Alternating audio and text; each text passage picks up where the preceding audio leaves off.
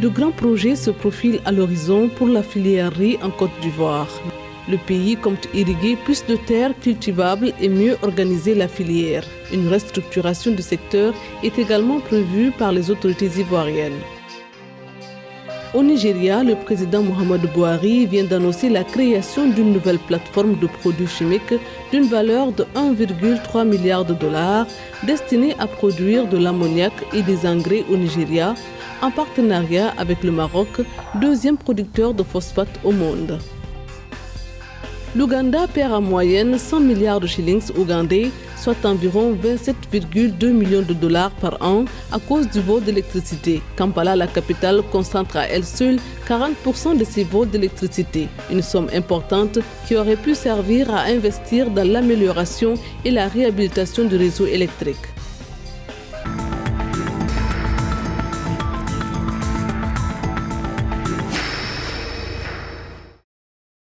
La Côte d'Ivoire a de grands projets pour sa filière riz. Dans un premier temps, le pays compte relever le défi de l'irrigation qui reste jusqu'alors limité.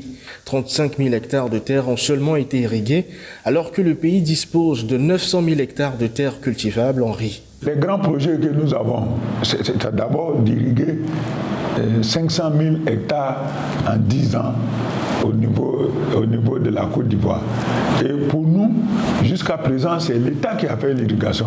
Malheureusement, cette irrigation-là n'a pas donné les résultats escomptés.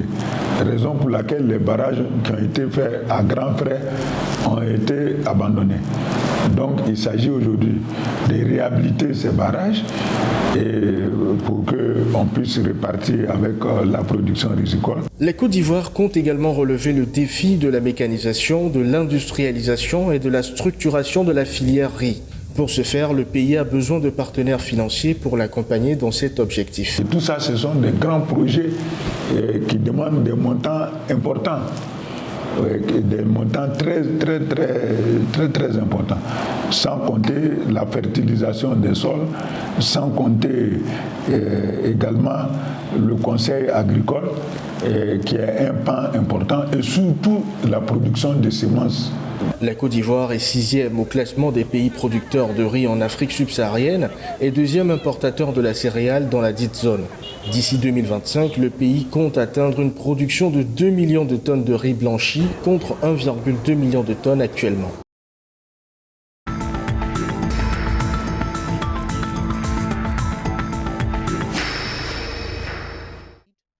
Le Nigeria deviendra une puissance régionale et mondiale des engrais, tels sont les propos du président nigérian Muhammadu Buhari. Il vient d'annoncer la création d'une nouvelle plateforme de produits chimiques d'une valeur de 1,3 milliard de dollars destinée à produire de l'ammoniac et des engrais au Nigeria en partenariat avec le Maroc, deuxième producteur de phosphate au monde. L'idée du projet remonte à 2018, mais c'est début mars de cette année qu'un accord d'entreprise conjointe a été signé entre l'Office chérifien des phosphates OCP, the Fertilizer Producers and Suppliers Association of Nigeria et la Nigeria Sovereign Investment Authority. En 2016, le Nigeria disposait de 3 usines de mélange qui fonctionnaient à 40%. Aujourd'hui, il en compte 44 qui fonctionnent à pleine capacité.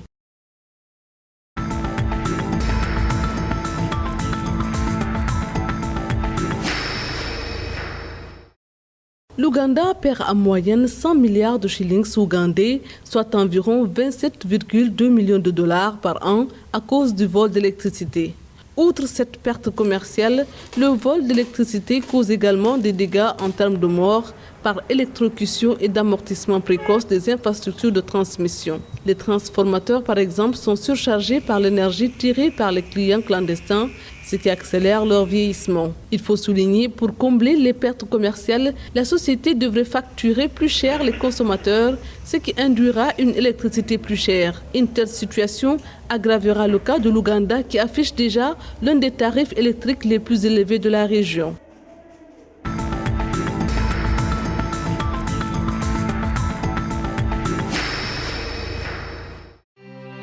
La Caisse nationale de prévoyance sociale, CNPS, maintient son résultat net au-dessus de la barre des 70 milliards de francs CFA pour la deuxième année consécutive. Selon le rapport de gestion de l'entreprise publique pour le compte de l'exercice budgétaire 2020, on note un résultat net bénéficiaire de 72,3 milliards de francs CFA, 80 milliards de francs CFA en 2019. Cet indicateur est continuellement à la hausse, parfois de façon exponentielle depuis l'année 2016, soit 43,78 milliards de francs CFA, 54,27 milliards de francs CFA en 2017 et 62,31 milliards de francs CFA en 2018. Un résultat net de 2020 qui constitue un exploit au regard du contexte sanitaire mondial.